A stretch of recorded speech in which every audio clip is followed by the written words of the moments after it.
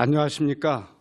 8월 19일 연세의료원 교직원 수요예배에 참석하신 여러분들을 진심으로 환영합니다. 코로나19가 대단히 급속하게 확산되고 있습니다.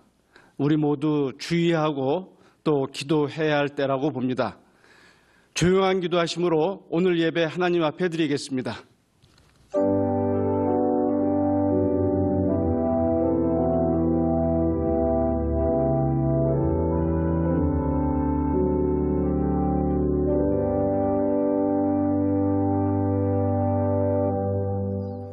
자리에서 일어나셔서 찬송가 408장 부르시겠습니다.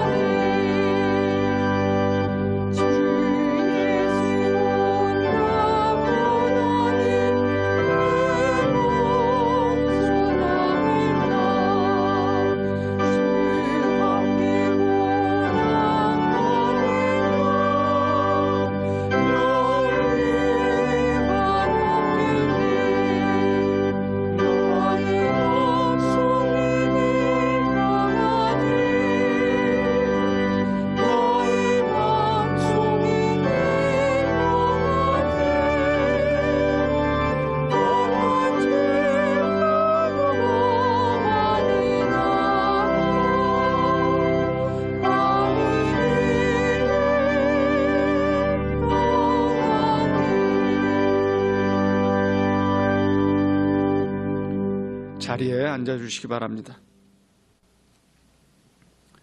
진료혁신센터 환자안전팀에서 수고하시는 장은경 팀장님, 우리를 대표해서 기도하시겠습니다.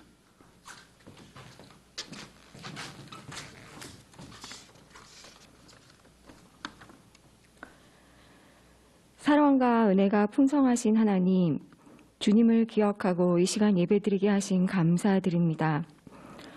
1885년 이래 136년 동안 변함없이 연세의료원을 축복하시고 새로운 리더십을 세우셔서 새로운 도전과 소명을 주심에 감사드립니다. 의료원장님을 비롯한 모든 보직자분들을 위해 기도합니다. 각 영역의 리더들이 하나님 뜻에 부합하는 바른 판단을 내리게 하시고 맡겨진 일을 탁월하게 해내는 지혜를 부어주셔서 지혜의 근본이신 하나님을 높이며 걸음마다 하나님의 이름을 남기게 하옵소서. 의료원이 계획한 모든 사업을 통해 하늘의 복을 이웃과 세상에 흘려보내므로 세상을 부욕해 하는 기관이 되게 하옵소서. 코로나로 인해 모두가 불안하고 힘든 시기입니다. 세브란스 또한 여러 어려움에 처해 있습니다. 눈앞에 놓인 캄캄하고 답답한 상황에 함몰되지 않고 하나님이 이루실 일을 기대하며 기도의 자리에 서게 하소서. 흔들림 없이 각자의 자리에서 최선을 다하게 하시고 하나님의 선하신 뜻대로 해결되도록 은혜 내려 주옵소서. 모든 의료원 가족들이 주님의 신실하심과 의로우심을 말과 행동으로 드러내며 하나님을 기쁘시게 하고 환자들의 마음을 사랑으로 채워가도록 인도하옵소서. 이 예배 위에 함께하사 저희의 예배를 받아 주옵소서. 오늘 하루도 주님께 맡겨오며 예수님 이름으로 기도드립니다. 아멘.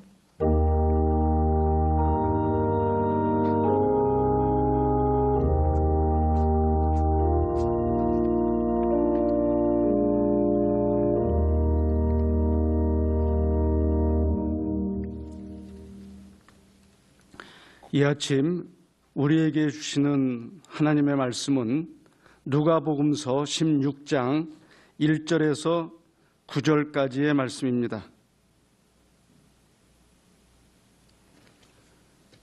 지금 성경이 잘못 기록되어 있네요. 제가 성경으로 직접 읽겠습니다. 또한 제자들에게 이르시되 어떤 부자에게 청지기가 있는데 그가 주인의 소유를 낭비한다는 말이 그 주인에게 들린지라. 주인이 그를 불러 이르되 내가 네게 대하여 들은 이 말이 어찌 됨이냐. 네가 보던 일을 세마라. 청지기 직무를 계속하지 못하리라 하니 청지기가 속으로 이르되 주인이 내 직분을 빼앗으니 내가 무엇을 할까. 땅을 파자니 힘이 없고 빌어먹자니 부끄럽구나. 내가 할 일을 알았도다. 이렇게 하면 직분을 빼앗긴 후에 사람들이 나를 자기 집으로 영접하리라 하고 주인에게 빚진 자를 일일이 불러다가 먼저 온 자에게 이르되 네가 내 주인에게 얼마나 빚졌느냐. 말하되 기름 100마리니이다. 이르되 여기 네 증서를 가지고 빨리 앉아 50이라 쓰라 하고 또 다른 이에게 이르되 너는 얼마나 빚졌느냐. 이르되 밀 100석이니이다. 이르되 여기 네 증서를 가지고 80이라 쓰라 하였는지라. 주인이 이 옳지 않은 청지기가 이를 지혜 있게 하였으므로 칭찬하였으니 이 세대의 아들들이 자기 시대에 있어서는 빛의 아들들보다 더 지혜로움이니라. 내가 너희에게 말하노니 불의의 재물로 친구를 사귀라. 그리하면 그 재물이 없어질 때에 그들이 너희를 영주할 초소로 영접하리라. 아멘. 이 시간 베이스 오영광 선생님 주의 은혜라 이 곡으로 찬양해 주시겠습니다.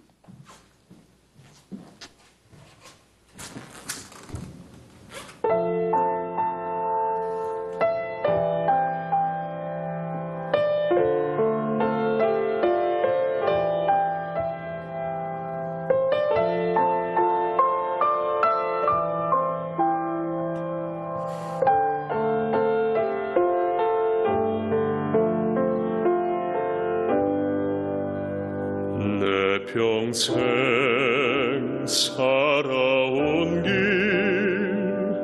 뒤돌아보니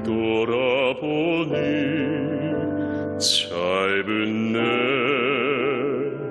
인생길 오직 주의 은혜라. 내 평생 살아온 길 뒤돌아보니 짧은 내 인생길 오직 주의 주의 은혜라 주의 은혜라 내 평생 살아온 길 주의 은혜라 주의 은혜라 담이 없는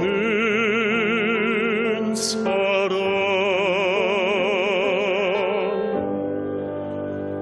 달려갈 길 모두 마친 후 주 얼굴 뵐 때 나는 공로 전혀 없도다 오직 주의 은혜라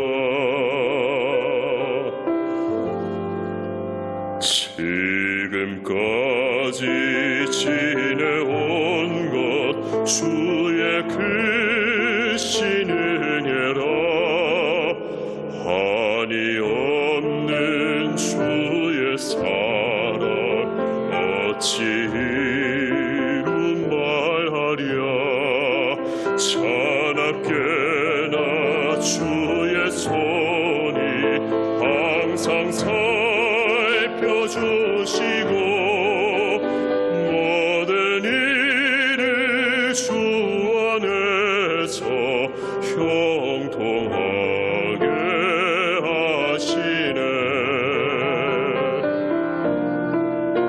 주의 은혜라 주의 은혜라 내 평생 살아온 길 주의 은혜라 주의 은혜라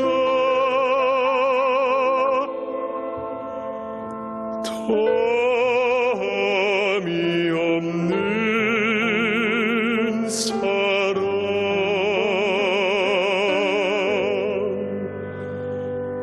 달려갈 길 모두 마친 후 주 얼굴 뵐 때 나는 공로 전혀 없도다 오직 주의 은혜라 나는 공로 전혀 없도다 오직 주의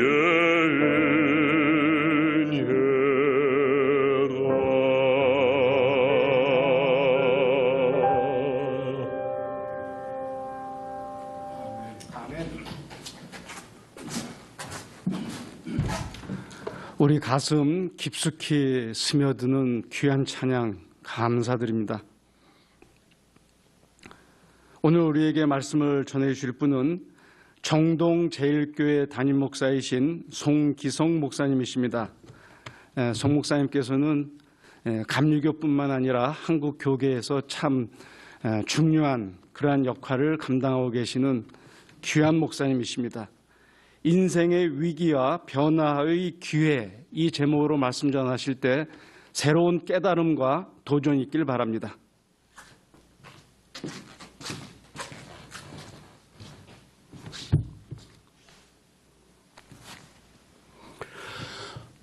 하나님의 은총과 평화가 연세의료원 그리고 의료원에 종사하는 모든 교직원들과 또 환자들, 가족들 위에 함께 하시기를 우리 주님 예수 그리스도의 이름으로 간절히 기원 드립니다. 인생의 위기와 변화의 기회라는 제목으로 오늘 누가복음 16장 1절 이하 9절의 말씀을 중심으로 함께 하나님의 은혜를 나누고 인생의 지혜와 교훈을 삼고자 합니다.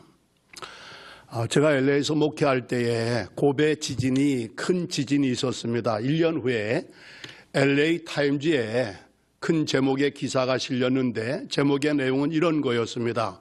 위기는 변화를 가져온다 라는 제목이었습니다. 그러면서 고베 도시가 대지진을 겪고 난 1년 후에 놀랍도록 발전적으로 변화된 모습을 사진에 담아서 함께 보도한 것을 알 수 있었습니다.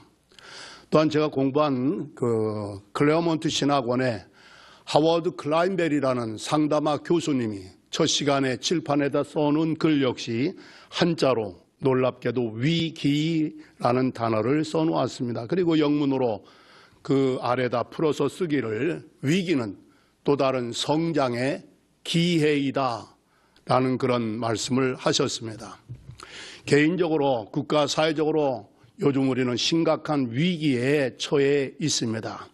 때로 우리를 불안하게 또 우울하게 만드는 요인도 될 수 있습니다만은 일단은 위기는 또 다른 변화와 성장의 기회가 된다는 이런 낙관적인 소망을 품게 될 때에 위기를 돌파할 수 있는 지혜와 용기와 능력을 발휘하는 삶을 살 수 있고 그렇게 사는 것이 바람직하지 않겠느냐라는 생각을 하게 되었습니다. 오늘 말씀의 내용은요, 한 청지기에 관한 이야기인데 주인이 그에 대한 소문을 들었습니다. 주인의 소유를 낭비한다는 소문을 듣고 그를 불러들여서 내가 더 이상 청지기의 직무를 계속할 수 없으니 내 보던 일을 세마라. 이제 결산 처리하고 끝내자라면서 그를 해고시키게 되었다는 이야기입니다. 이런 상황에 처하였을 때 그 청지기는 자기가 이제 해고당한 다음에 어떻게 인생을 살 것인가를 곰곰 생각하지 않을 수가 없었습니다. 그래서 청지기 보던 일을 이제 마지막 결산을 앞두고서 주인에게 빚진 자들을 불러가지고 그들의 빚 증서를 돌려주면서 예를 들면은 주인에게 기름 100말, 올리브 기름 100말의 빚을 지었다면 50말로 고쳐 쓰게 했고 또 밀 100석을 빚을 졌다 하면은 80석으로 고쳐 쓰게 되었습니다. 이것은 사실 윤리적으로 도덕적으로는 상당히 불법적인 일이라고 볼 수가 있겠습니다. 사실은 이 비유의 제목이 불의한 청지기 비유가 되겠습니다. 청지기로서 불의하였을 뿐만 아니라 마지막 해고당하는 그런 입장에서도 그가 행한 모든 행동은 불의한 일이었다라고 볼 수가 있겠습니다. 그런데 이 말씀을 통하여 예수님께서 우리에게 주시고자 하는 교훈은 그의 윤리성, 도덕성에 관한 것이 관심이 아니었고 그 청지기, 불의한 청지기가 어떻게 위기에 대처하고 대면했는가 또는 대응했는가라는 사실을 깨우쳐 주시기 위함이다라고 볼 수가 있겠습니다. 그러므로 오늘 말씀을 통하여서 인생의 위기를 지금 당면하게 된 이 불의한 청지기가 어떻게 그 위기를 잘 대응하고 극복해 나갔는가. 사실은 책망을 또는 처벌을 받을 수밖에 없는 불의한 청지기였는데 주인은 오히려 그를 칭찬하기까지 했습니다. 왜냐하면 불의의 제물로 친구를 사귐으로 그가 해고를 당한 이후에 그 친구들로부터 그가 영접을 받을 것을 준비하였기 때문이다라는 사실이 되겠습니다. 이런 면에서 볼 때 불의한 청지기는 분명히 인생의 큰 위기를 직면하게 되었습니다마는 어떻게 보면 불안하고 좌절과 절망의 상황에 떨어질 수밖에 없는 지경이 되었습니다마는 도리어 뜻밖에도 주인의 칭찬을 받는 그런 결과를 보면서 어떤 인생에게도 하나님은 우리에게 소망을 주시고 생애 새로운 용기를 갖게 하시는 은총의 하나님이라는 사실을 말씀을 통하여서도 깨닫게 되었습니다. 이 불의한 청지기의 비유를 통해서 우리에게 주시는 교훈 첫째 하나는 무엇보다도 우리가 위기 상황 속에서 뭔가 자기 자신을 깨닫는 각성이 있어야 한다라는 사실이 되겠습니다. 이 불의한 청지기의 경우는 무엇보다도 자기 자신이 주인이 아니라 청지기라는 사실을 각성하지 않을 수가 없었습니다. 뿐만 아니라 그는 의로운 청지기가 아니라 불의한 청지기라는 사실을 각성하지 않을 수 없었습니다. 또 하나 그가 각성한 바는요, 마침내 결산할 때가 있다는 사실, 주인 앞에서 그런 결산할 때가 있다는 그 일종의 종말의식이라고도 볼 수가 있겠죠. 자기 인생을 총정리하는 그런 결산할 때가 있다는 것을 그가 의식하게 되었다. 이런 면에서 볼 때 청지기는 적어도 한 3가지의 그런 자기 각성의 경험을 했다라고 볼 수가 있겠습니다. 철학자 케고로는요, 인생의 가장 중요한 것에 대해서 언급했는데 그것은 무엇보다도 먼저 나 자신이 누구인가를 아는 것이다 라고 얘기했습니다. 그런가 하면은 하나님이 내게 무엇을 원하시며 또 내가 무엇을 위하여 살다가 죽을 것인가 라는 것을 아는 것이다 라는 말을 했습니다. 무엇보다도 중요한 것은 뭘까? 자기 존재에 대한 인식과 각성이 필요하다라는 얘기입니다. 그런가 하면 하나님과 영적인 관계성을 전제로 해서 하나님이 내 인생에 원하시는 바가 무엇인가? 사명을 알아야 한다는 얘기. 그리고 사명을 위하여 살다가 사명을 위하여 죽는다는 거, 이것을 깨닫고 아는 것이 인생의 가장 중요한 것이다 라는 말씀을 했는데, 불의한 청지기를 좀 더 긍정적으로 표현해 본다면 적어도 이런 자기 각성의 경험이 있었다라는 얘기입니다. 물론 자의적인 것은 아니었습니다. 그가 주인의 소유를 낭비한다는 그 사실이 주인에게 전해졌고 알려졌고, 주인이 그를 불러들여서 네 보던 일을 세마라, 청지기 일을 계속할 수 없게끔 조치를 취함으로 말미암아 부득불 그런 경우에 그런 경험을 하게 되었다라는 이야기입니다. 어떤 연유로든 자기 존재에 대한 자기 인식, 자기 각성이 있다는 것, 내가 적어도 하나님과 내 양심 앞에 그렇게 떳떳하게 자랑스럽게 생각할 만한 의인이 아니라는 사실, 아니 불의한 죄인이라는 사실을 각성한다는 것, 그리고 내 인생은 마냥 오늘처럼 연속 지속되는 것이 아니라 언젠가는 죽을 때도 있고 종말의 때가 있고 죽음으로 끝나는 것이 아니라 주인 앞에 마침내 우리는 어김없이 결산할 때가 있다는 그런 의식을 갖기까지, 자기 각성을 갖게 될 때 인생의 위기는 도리어 놀라운 변화, 더 나아가 성장의 기회가 될 수 있고 하나님의 은총을 덧입는, 그리고 더 나아가 하나님께 칭찬을 받는 인생이 될 수도 있다는 사실을 소망차게 우리에게 주시는 하나님의 말씀으로 우리 마음에 품게 되어지기를 간절히 기원합니다. 여러분 잘 아시는 알프레드 노벨 이야기가 되겠습니다.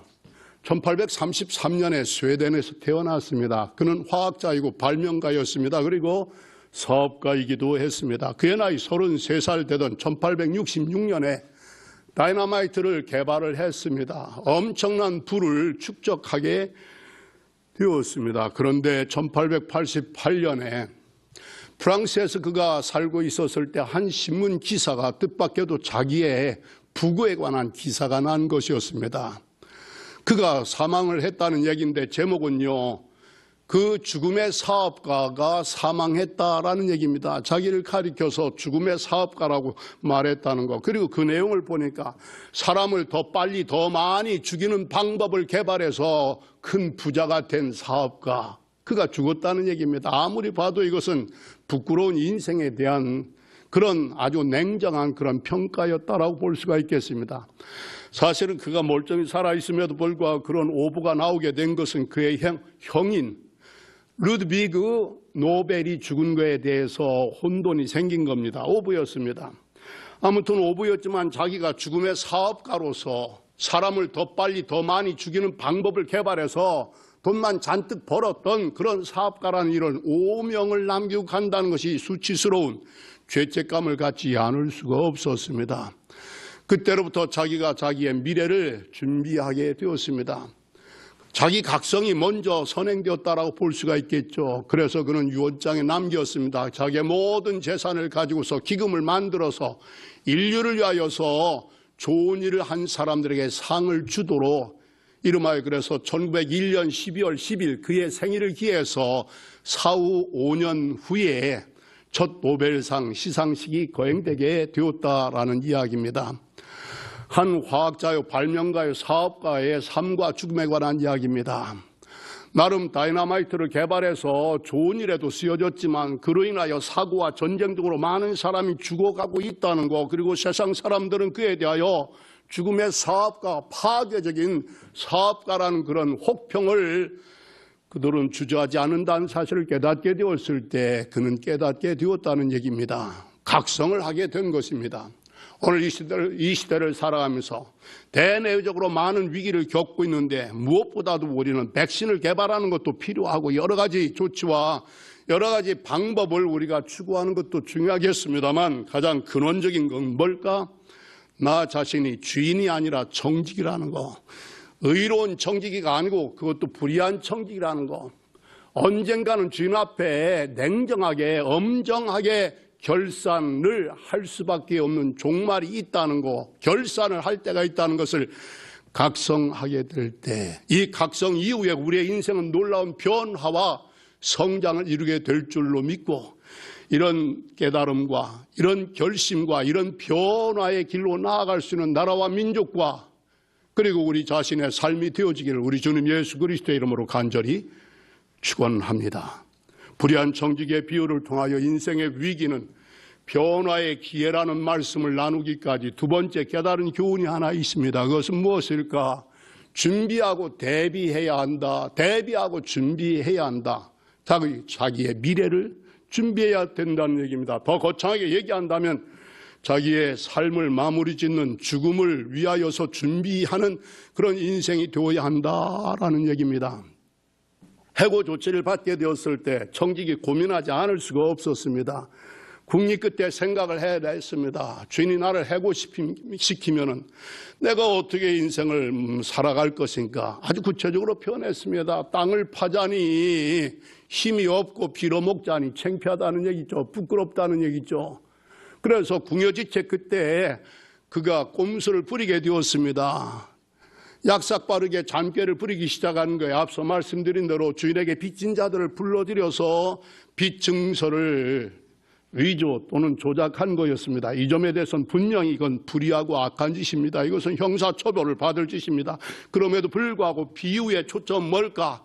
그가 위기를 당하였을 때 자기의 미래를 준비하는 지혜를 발동하였다라는 사실을 예수님은 주의 깊게 보신 것입니다. 그래서 불의의 제물로 친구를 사귀라. 그리하면 어려운 일을 당할 때 그 친구들로부터 괄시를 외면을 당하지 않고 오히려 환대를 또는 환영을 받을 수 있겠다라는 말씀이 되겠습니다. 여기 불의의 제물이라는 것은 이 불의한 청지가 한 행동 자체가 불의한 일이지만 적어도 이 성경의 불의의 제물이라는 것은 이 세상에서 우리가 소유하고 있는 worldly wealth, 이 세상의 모든 소유한 것을 통칭하여 한 말씀이라고 볼 수가 있겠습니다. 이런 면에 있어서 나는 불의의 청지기하고는 상관이 없다고 말할 사람 아무도 없습니다. 많든 적든 우리는 다 이 세상에 무언가를 소유하며 소유지향적인 가치관과 집착 속에서 인생을 살고 있기 때문인 것입니다. 중요한 것은 뭘까?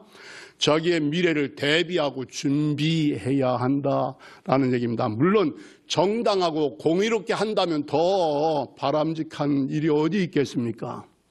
이 세상에 이런 불의한 청지기들도 자기의 미래를 이렇게 지혜롭게 대비하고 준비하는데 주님의 말씀을 듣는 여러분과 저야말로 더더욱 지혜롭게 그리고 정직하게 그리고 성실하게 자기의 미래를 준비해야 되지 않겠느냐라는 교훈의 말씀을 우리에게 더 강조하신 것이다라고 볼 수가 있겠습니다. 제가 최근에 한산도를 방문을 했습니다. 충무공 이순신 장군의 그 유적지를 둘러보면서 그분의 정신과 삶에 대해서 많은 것을 생각하고 감동을 많이 받기도 했습니다. 이 충무공의 정신이라는 그 글을 보게 되었는데 3대 정신이 있음을 알게 되었습니다. 첫째는 뭘까? 멸사봉공의 정신이었습니다. 두 번째는 뭘까? 창의와 개척 정신이었습니다. 세 번째는 뭘까? 유비무환의 정신이었습니다. 오래전에 우리나라와 민족의 위대한 영웅의 과거사 이야기가 아니라 이분의 정신은 오늘 이 시대를 살아가는 우리 모두에게 고스란히 마음에 와 닿게 하는 교훈 중에 교훈이라는 사실을 자각하지 않을 수가 없었습니다. 중요한 건 오늘 이 시대에 나는 과연 주인이 아니라 청직이라는 거, 자기 주제를 파악했으면 멸사봉공의 자세를 가져야 한다라는 이야기가 되겠습니다. 그런가 하면 창의와 개척 정신을 가지고 새로운 비전과 미래를 향하여 도전하고 뭔가 새로운 것을 시도하는 용기가 필요하다는 얘기가 되지 않겠습니까?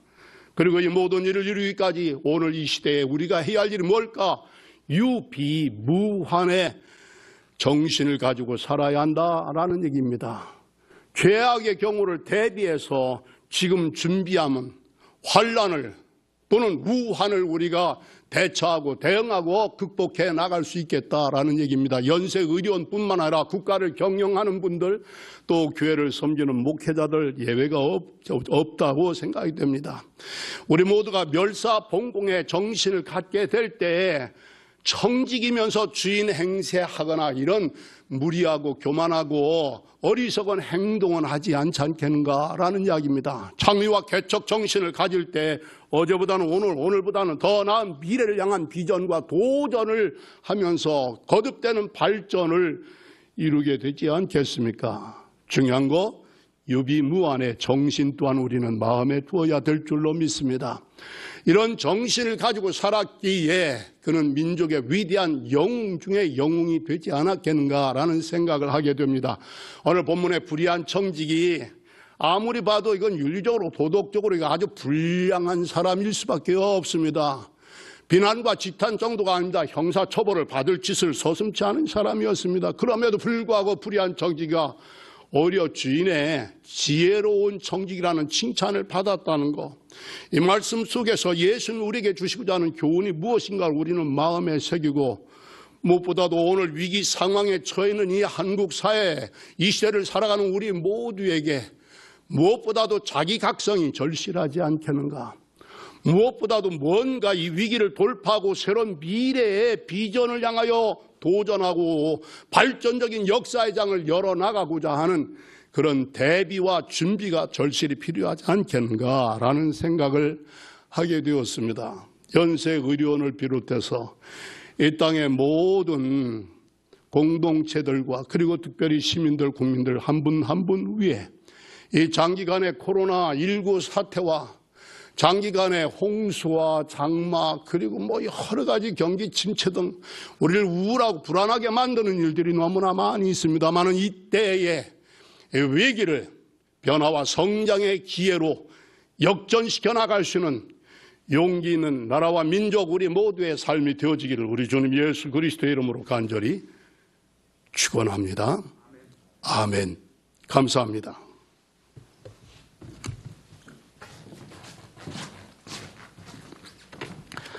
오늘 우리에게 귀한 말씀을 선포해 주신 송기성 목사님께 감사드립니다.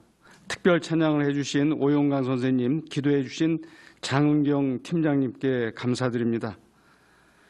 이제 다음 주부터는 면대면 예배를 유보하고 영상 예배로 진행할 계획입니다. 여러분들 착오 없으시기 바랍니다. 자리에서 일어나셔서 찬송가 595장 1절, 2절 함께 부르시겠습니다.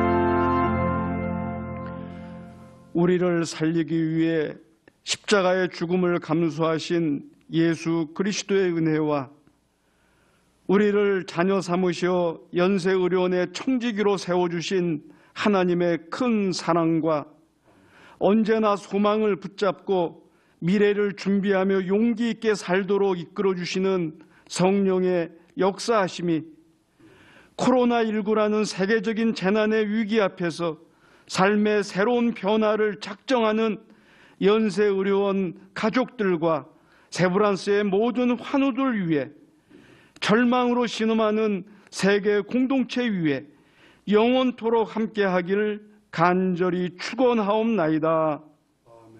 아멘.